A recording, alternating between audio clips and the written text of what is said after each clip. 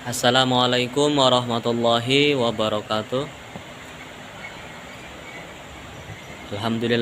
Alhamdulillahirabbil alamin.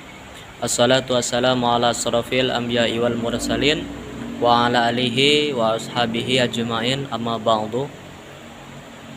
Alhamdulillah, bersyukur kita kepada Allah Subhanahu wa taala. Atas berkat beliau kita masih diberikan kesehatan sampai saat ini.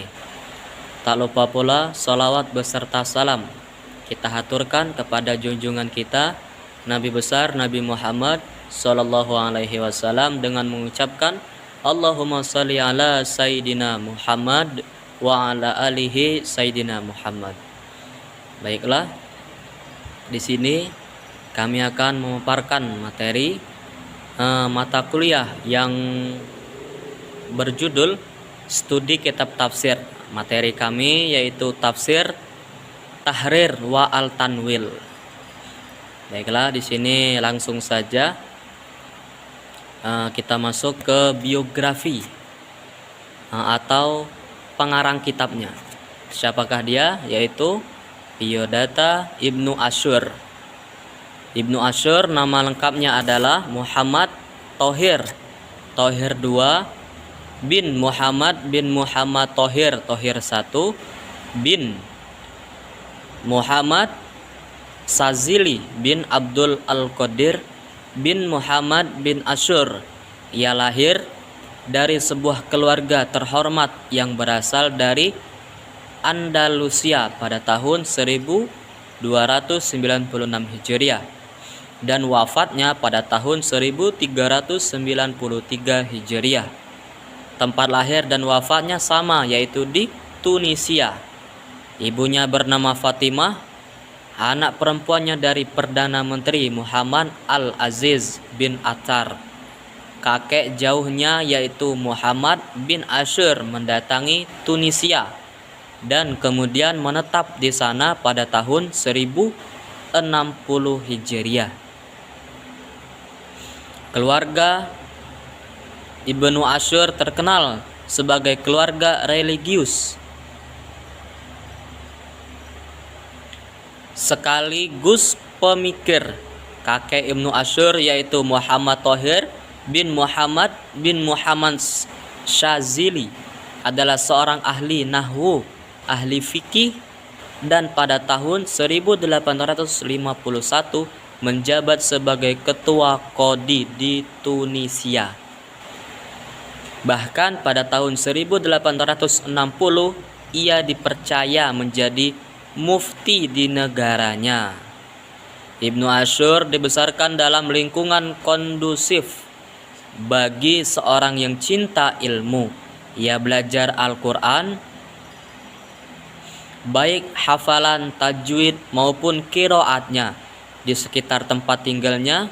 Setelah hafal Al-Quran, ia belajar di lembaga Zaitunah sampai ia ahli dalam berbagai disiplin ilmu. Zaitunah adalah sebuah masjid yang dalam perjalanan sejarah menjadi pusat kegiatan keagamaan yang berafiliasi kepada mazhab Maliki dan hanya sebagian yang menganut mazhab Hanafi. Masjid ini juga merupakan lembaga pendidikan yang bonafit setaraf dengan Al-Azhar di Kairo. Ia merupakan masjid dari sekian masjid kuno yang selama berabad-abad berfungsi sebagai pusat pendidikan, informasi dan penyebaran ilmu. Selain belajar kepada ayahnya Syekh Muhammad bin Asyur, ia juga belajar kepada tokoh-tokoh terkemuka di kampung halamannya seperti Syekh Ibrahim Al-Riyahi, Syekh Muhammad bin Al-Khawjah, Syekh Asyur Al-Soleh Soilih, dan Syekh Muhammad Al-Khodr. Baiklah, kita masuk poin yang B, yaitu pengenalan singkat kitab Al-Thohir wa Al-Tanwil. Wa Al-Tanwir Kitab tafsir karya Ibnu Asyur ini berjumlah 12 jilid dan memuat seluruh penafsiran Al-Quran, mulai dari surat yang pertama Al-Fatihah hingga yang terakhir An-Nas, yang terbagi ke 30 juz. Satu jilid bisa memuat beberapa juz, tergantung ketebalan kitabnya yang variatif. Jumlah halaman kitab ini cukup tebal, satu jilid bisa memuat 1000 halaman lebih.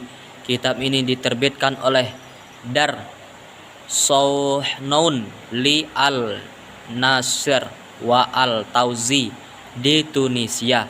Kitab ini diawali dengan beberapa pengantar kitab.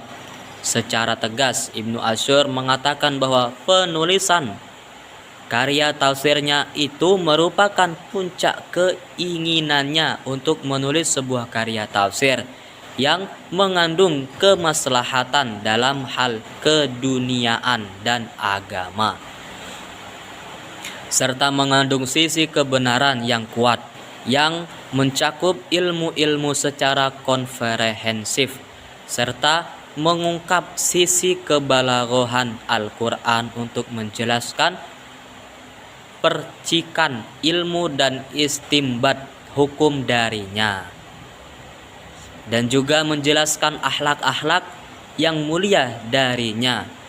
Ibnu Asyur dalam menulis karyanya banyak merujuk kitab-kitab tafsir klasik seperti Al-Kasyaf karya Al-Zamakhsyari, Al-Muharrar, Al-Wajiz karya Ibnu Atiyah, Mafatih Al-Ghaib karya Fakhruddin Ar-Razi, Tafsir Al-Baidawi, Tafsir Al-Alusi, serta komentar At-Tayyi, Al-Qawwini, Al-Kutub, dan At-Taftizani terhadap Al-Kasyaf, beserta kitab-kitab tafsir lainnya.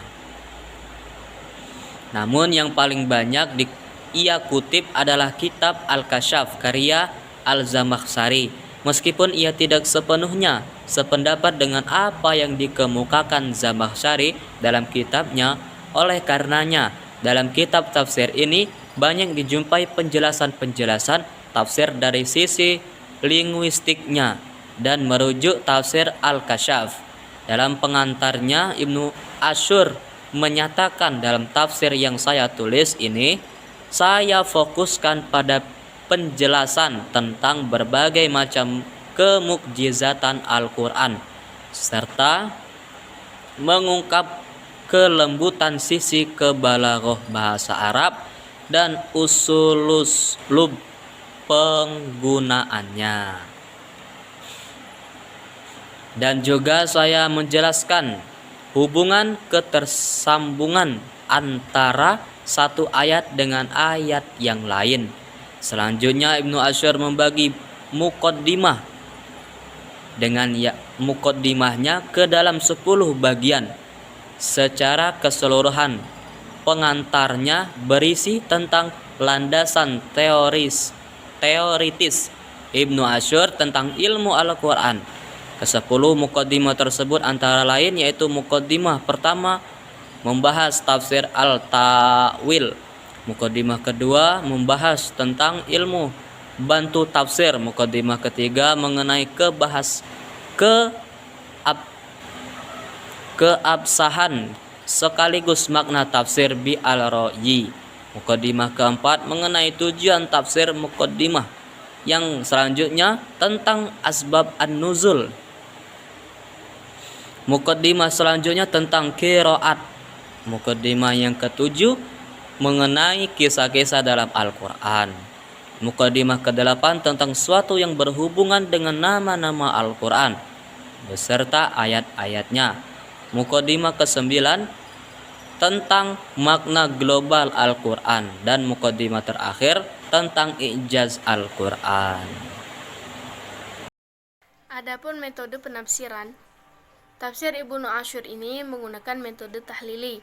Dengan kecenderungan tafsir bil-ra'yi dikatakan menggunakan metode tahlili, karena Ibnu Asyur dalam menulis tafsirnya menguraikan ayat dengan ayat sesuai dengan urutan yang tertera dalam mushaf. Selanjutnya dikatakan memiliki kecenderungan tafsir bil-ra'yi karena Ibnu Asyur dalam menjelaskan uraian tafsirnya banyak menggunakan logika, yakni logika kebahasaan, selain itu secara eksplisit. Ia mengatakan bahwa dalam menulis tafsirnya, Ibnu Asyur ingin mengungkap sisi kebalaghahan Al-Quran. Sedangkan corak penafsiran tafsir ini merupakan tafsir adabi al-ijtimai, yakni karya tafsir yang mengungkap ketinggian bahasa Al-Quran serta mendialogkannya dengan realitas sosial kemasyarakatannya. Adapun kelebihan dan kekurangan tafsir Ibnu Asyur. Kitab tafsir karya Ibnu Asyur ini memiliki kelebihan dan kekurangannya. Di antara kelebihannya adalah bahasa dari kata Al-Quran yang sangat luas dan terperinci. Sedangkan kekurangannya dari tafsir ini sama dengan karya tafsir dengan metode tahlili lainnya, yakni terkesan bertele-tele. Adapun kesimpulan dari materi kami, yakni dari penjelasan di atas dapat disimpulkan bahwa tafsir Ibnu Asyur merupakan salah satu mahakarya tafsir yang memiliki banyak kelebihan dan keistimewaan, di samping juga ada beberapa kekurangan. Tafsir karya Ibnu Asyur memiliki peran yang sangat penting dalam kancah keilmuan tafsir kontemporer. Mungkin itu saja materi dari kami. Sekian, wassalamualaikum warahmatullahi wabarakatuh.